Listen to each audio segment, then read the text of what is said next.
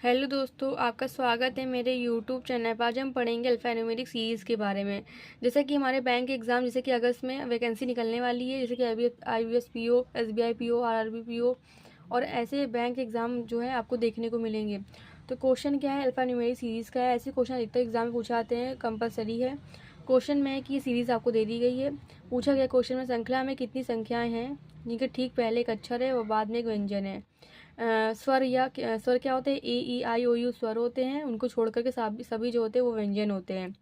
और कहने का मतलब है कि अक्षर क्या होता है, ABCD अक्षर होता है। अंक क्या होता है, 1 2 3 4 5 6 ये जो होते हैं अंक होते हैं। तो क्वेश्चन में बोला कि श्रृंखला में कितनी संख्याएं हैं जिनके ठीक पहले अक्षर है। श्रृंखला में कितनी संख्या के पहले अक्षर तो नहीं है, सिंबल है।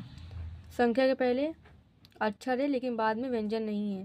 श्रृंखला के पहले सिंबल है, संख्या के पहले सिंबल है, मतलब नंबर के पहले सिंबल है। नंबर के पहले अक्षर होना चाहिए, मतलब ABCD होना चाहिए। इसमें क्या करेंगे, नंबर है, संख्या है, संख्या के पहले एक अक्षर है और बाद में एक व्यंजन भी है, ठीक है। 1 हो गया।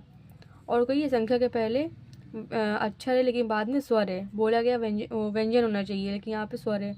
तो हम क्या करेंगे, एक पे टिक करके आएंगे। कहने का मतलब आंसर हमारा ये आया V7L।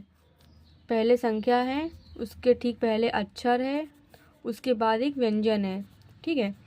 कहने का मतलब है कि अक्षर क्या होता है, अक्षर होता है ABCDEF, ये सब अक्षर होते हैं। अंक और संख्या क्या होता है, 1 2 3 4, ये सब संख्या होती है, ठीक है। तो हमारा आंसर आया कि श्रृंखला में कितनी संख्या है जिनके ठीक पहले एक अक्षर है और बाद में एक व्यंजन है, ठीक है। तो ये 1 आया। एक ही संख्या में श्रृंखला में एक ऐसा संख्या मिली है इसके पहले एक अक्षर है बाद में एक व्यंजन है।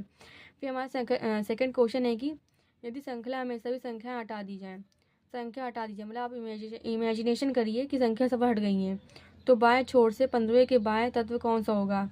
कहने का मतलब है कि लेफ्ट और माइनस लेफ्ट जो होता है वो लेफ्ट होता है, माइनस होता है, ठीक है। और राइट जो होता है वो माइनस होता है, और लेफ्ट प्लस राइट प्लस होता है, और राइट प्लस लेफ्ट जो होता है वो प्लस होता है। क्वेश्चन पूछा गया है यदि संख्या में सभी संख्याएं हटा दी जाएं, संख्या मतलब नंबर्स हटा दी जाए, जैसे 1 2 3 4 ये सब हटा दिए जाएं, तो बाएं छोर से लेफ्ट, बाएं छोर से 15 के बाएं पाँचवा कौन सा होगा। दोनों लेफ्ट है, तो मैंने बोला है कि लेफ्ट और लेफ्ट आपस में माइनस होते हैं।